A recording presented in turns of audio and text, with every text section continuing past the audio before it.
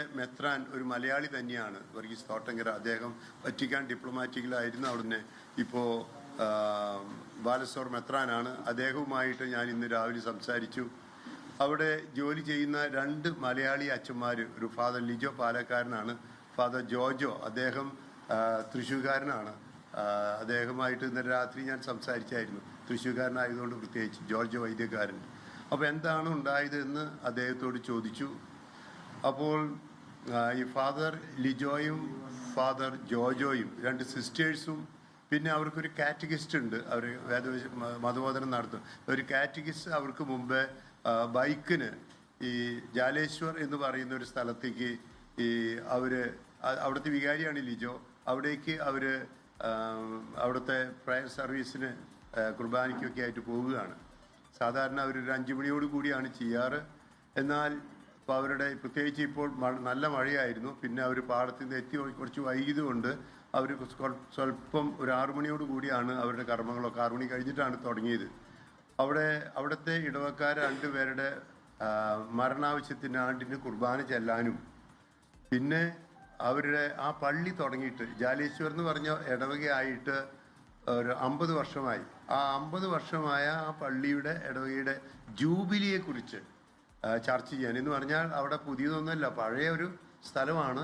അവിടുത്തെ ജൂബിലിയെക്കുറിച്ച് ചർച്ച ചെയ്യാനും, പിന്നെ അവരുടെ ആചാരം അനുസരിച്ചുള്ള കുർബാനയും മറ്റു കർമ്മങ്ങളും സാധാരണ നിലയിൽ അവർ പറഞ്ഞത് എന്നോട് ഇങ്ങനെയാണ്.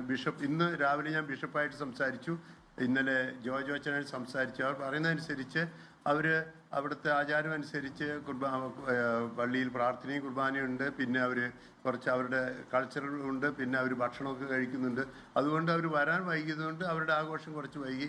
9 മണി ആയപ്പോൾ അവരെല്ലാവരും പിരിഞ്ഞു. രാത്രി 9 മണിക്ക്, 6-ാം തീയതി രാത്രി 9 മണിക്ക് തിരിഞ്ഞു കഴിഞ്ഞപ്പോൾ ആദ്യം ഈ കാറ്റഗിസ്റ്റ് പോയപ്പോൾ ഏകദേശം കുറച്ച് 5-10 കിലോമീറ്റർ കുറച്ച് കഴിഞ്ഞപ്പോൾ ഒരു കാടിനടുത്ത് തന്നെ കുറച്ച് പേര്, തീവ്രവാദ ഗ്രൂപ്പ് എന്ന് പറയാം, അവർ വന്ന് ഇയാളെ തടഞ്ഞു നിർത്തി. ഇയാൾ വണ്ടിയിൽ നിറക്കി, വണ്ടിയുടെ കാറ്റ് അറ്റഴിച്ചു വിട്ടു.